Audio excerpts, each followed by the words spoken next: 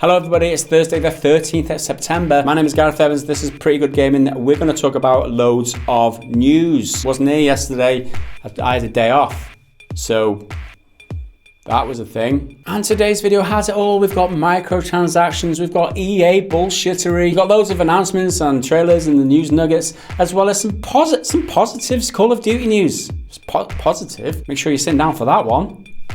If you thought 2K would have learnt their lesson after the criticism they received for NBA 2k18's microtransactions, then you are about to get benched, son. NBA 2k19 launched this week for all major platforms, and to say the game is a microtransaction hellhole would be putting it a little bit mildly. Just like last year, 2k19's My Career mode has a progression system built all around virtual currency. Virtual currency can be earned through a long and grueling grind, or of course, you can splash up to $100 of cash and get them instantly. Virtual currency isn't just how you progress in the game, it's how you buy everything, from stat improvements to cosmetic items, absolutely everything. And if you thought the ability to buy virtual currency would be hidden away in its own separate menu, then it's time you hit the shower.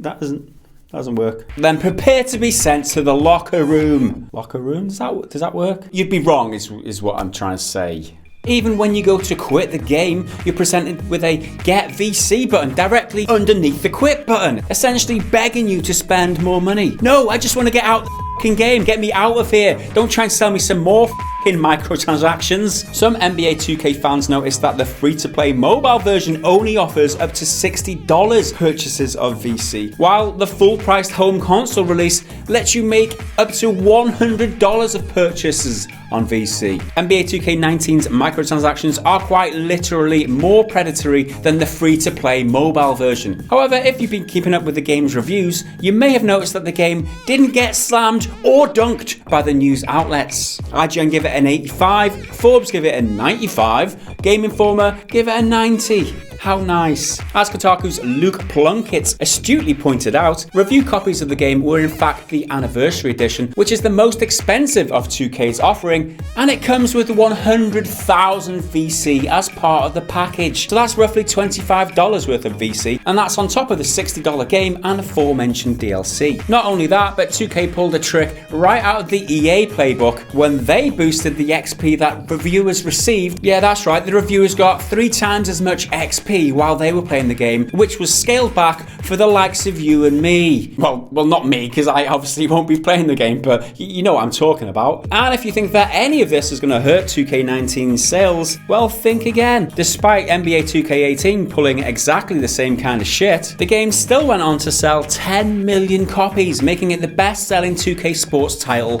ever. On a more positive note, haircuts are back to being free this year, so I guess that's something. What an absolute cluster of bullshit. And the worst part is that this is the only basketball game pretty much out there. If you're a basketball fan, you want to play a basketball game, this is your only option. They're taking this captured audience who have got no alternative, and they're absolutely squeezing them for every single dime. And the review copies that they've given out, they give out loads of VC for free to these reviewers, so they're like, oh, this game's awesome. This game plays beautifully. There's no grind here. What are you talking about? That's because you've got all the VC to begin with. How can you trust a reviewer when they are not playing the same version as you're playing? They're playing, firstly, one that gives out triple XP to your version, and one that you've already got $25 worth of microtransactions in. This is ridiculous. It's blind-blowing. These reviewers are totally shady. And good on you, Luke Plunkett from Kotaku, to be the only one standing up that we've seen, the only one that's coming out and saying how bullshit this is in the mainstream gaming media. Luke Plunkett from Kotaku, hats off to you, sir.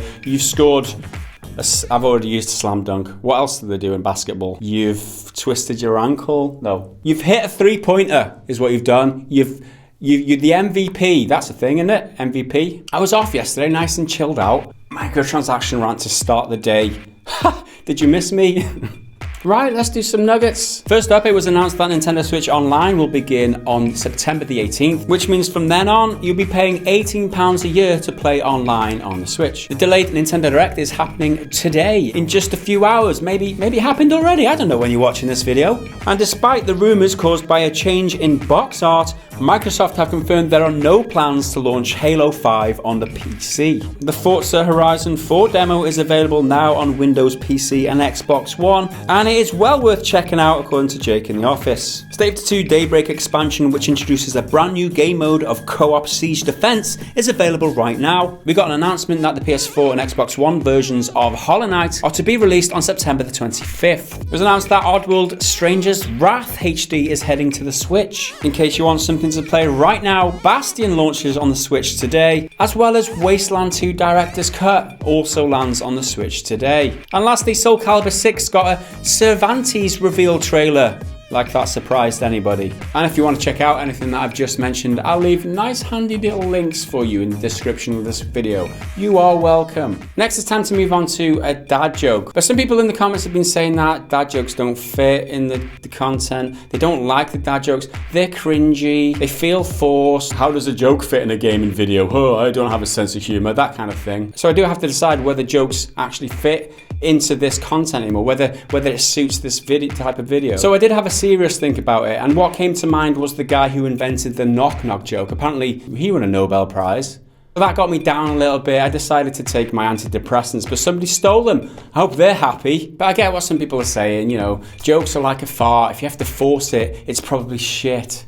Well, I guess that's your answer. Ever since its reveal trailer back in May of this year, EA and DICE have certainly taken a lot of heat from the community regarding the issue of authenticity in their upcoming game, Battlefield 5. The original reveal trailer posted to the official Battlefield channel on YouTube now has almost 12.5 million views with over 482,000 dislikes. The controversy was caused by the inclusion of a katana, prosthetic limbs, as well as how prominently it featured a woman on the front line. Originally, a top EA executive defended the inclusion of women in the game and incited a large portion of the community in the process. He said, quote, "You have two choices, either accept it or don't buy the game." And on a totally unrelated side note, the EA executive in question, Patrick Soderlund, is now unemployed. So make of that what you will. Well, it seems that EA and DICE have now decided to concede some ground on the whole authenticity discussion. And they're saying that authenticity is actually important to them. Well, at least when it comes to cosmetics. In a developer live stream recently, Battlefield 5 producer Andrew Gulota was discussing the issue of realism and authenticity. He said, quote, "We heard the community. We're still looking at World War II through DICE's lens, but how forward, how crazy we got with some of that. We heard the community. We understand there are some concerns about, hey, where's the authenticity? We want players to be excited about customizing their characters with authentic gear. We dialed it back a bit. It was pretty crazy. We wanted to offer some authenticity, and that's important to us. That's important to our players. Nothing is off the table. Again, we'll watch how the community reacts, and maybe we'll try something. The nice thing about the Armory is we can put something out there, and if it doesn't stick, it doesn't stick. But first and foremost, we want to start with this authenticity approach." So what he's saying here essentially is prosthetics and katanas, they're fine. But that pink bomber jacket, that just doesn't belong in World War II. Either authenticity is important to you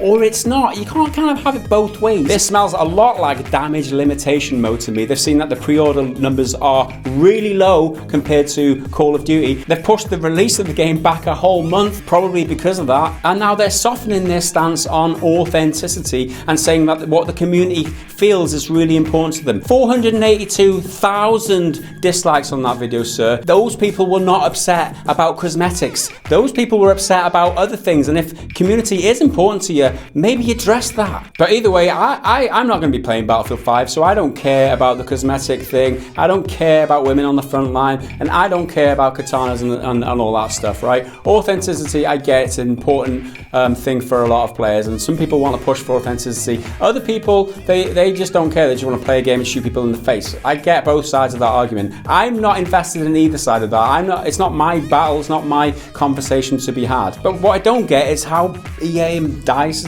contradicting themselves all the time. Like, authenticity isn't important, but it is important because you're upset about it, but only important enough to do something about cosmetics. Not that important. I don't know, but that's just how I feel. Let me know how you feel down in the comments, but keep it friendly for sake.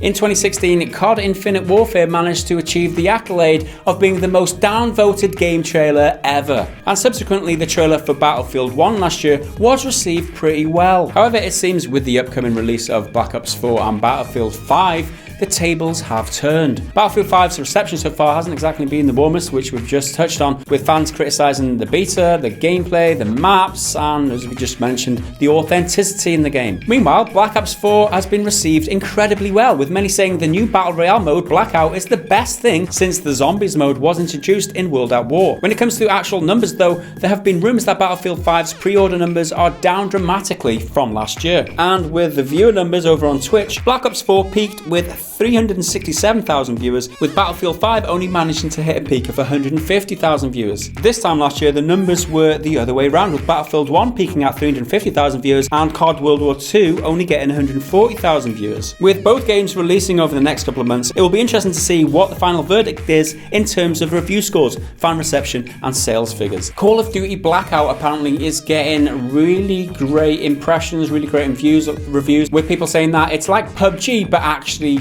good and well polished on it, and it plays really well, and it's not janky, and animations are quite good, and the hitboxes, they're good as well. The network and all that side of stuff, that's really good, not like PUBG, which is still pretty bad. And these headlines are in the wake of the decision to take out the single player campaign from Call of Duty this year, which in itself caused a little bit of a stir in the community at the time. These numbers speak for themselves. It seems like they were totally justified to make that decision, and it looks like they're going to have a stonking year for Call of Duty. But that's just how it looks from here with these figures and all this information. We don't know exactly how it's going to turn out. Maybe the game will still bomb, we don't know, but let me know how well you think Call of Duty will do this year. Are you interested in the game because it's got Blackout, because it's got this Battle Royale mode in there now, because it's better than PUBG and it's a more polished version and people are really playing it and enjoying it? Or do you think it's just the same old COD and just not interested because it's COD? Why would you be interested in COD? That's not how I feel about it. That's maybe what other people think about it. So that's it for today's daily dose of gaming news. If you want more, hit the bell. I'll be back tomorrow with exactly the same thing, more gaming news, like fresher than ever. It'll be fresher tomorrow if you hit the bell, because when you watch the video, it will be like, oh, what's that? It's that fresh gaming news smell. It's a PGG video. Of course, it's the freshest gaming news anywhere, and that only happens when you hit the bell, right? So just hit the bell. Just hit the bell. All I'm saying is hit the bell. Did you hit the bell? You hit the bell. Okay. See you tomorrow.